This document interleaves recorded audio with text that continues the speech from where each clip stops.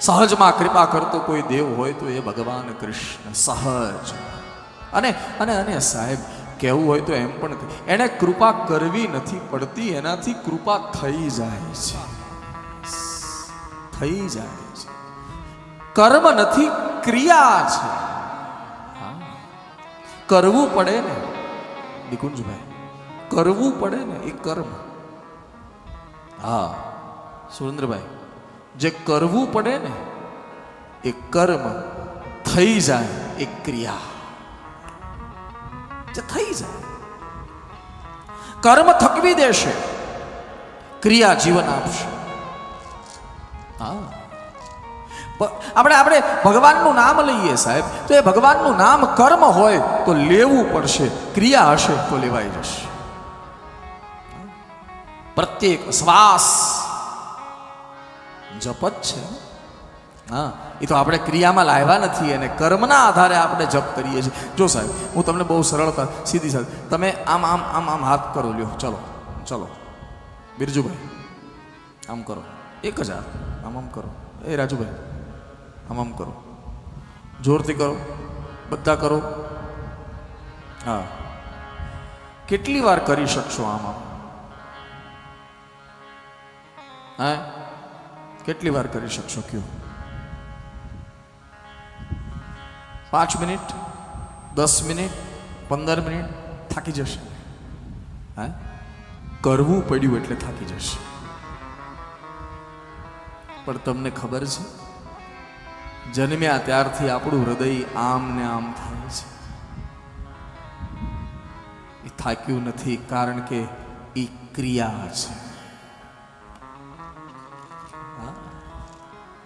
તમે સૂઈ જશો ને, તમને તમારું પોતાનું ભાન નહીં હોય ને, કે સૂઈ ગયા પછી પોતાનું ભાન ન હોય ને માણસને, તમને પોતાનું ભાન ન હોય તો પણ એ હૃદય શરૂ હશે. ક્રિયા છે. હા, કર્મ થકવી દે, થાકી જશો. ક્રિયા થકવશે નહીં.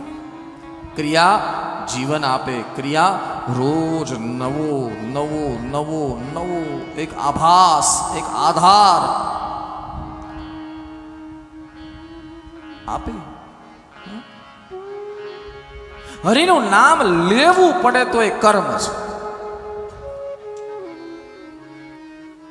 લેવાઈ જાય તો એ ક્રિયા છે. હા, ઘણા લોકોને પોતાના જ ઘરમાં જે મંદિર છે એ ભગવાનની પૂજા કરવાનું પણ બર્ડન લાગે છે. લ્યો, આંગળી ઊંચી નહીં કરતા, મને ખબર છે કોણ કોને.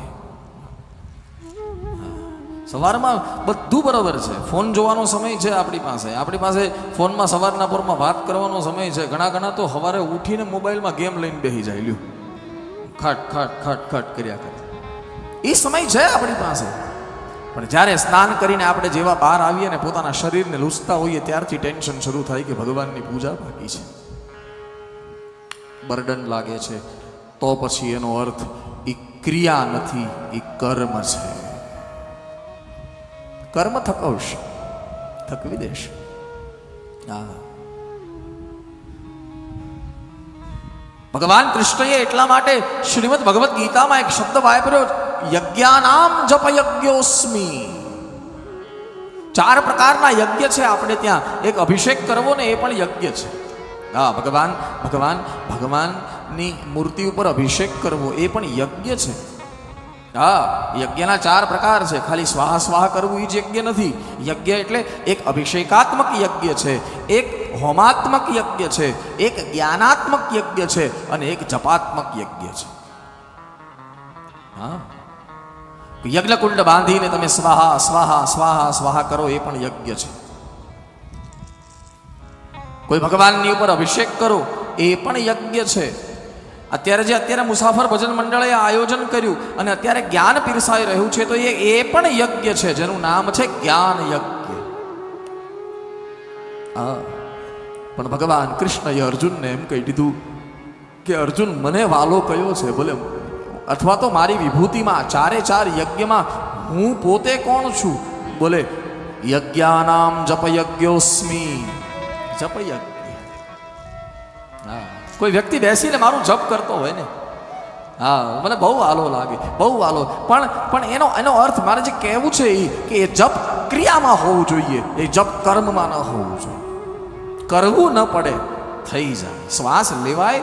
અને અને અને અને અને એટલા માટે અમારા દક્ષિણ ગુજરાતના સંત રંગ અવધૂત એક શબ્દ, એક સૂત્ર જગતને આપી ગયા: શ્વાસે શ્વાસે દત્ત નામ સ્મરાત્મન. હા, सांसों की माला. આ આત્મા પકડીએ અને ફેરવીએ. હા, મને ચેન્નઈમાં એક છોકરાએ પ્રશ્ન પૂછ્યો હતો. ચેન્નઈમાં હું બેઠો હતો કથા પૂરી કરીને, ને ઘણા બધા લોકો મારી સાથે બેઠા હતા.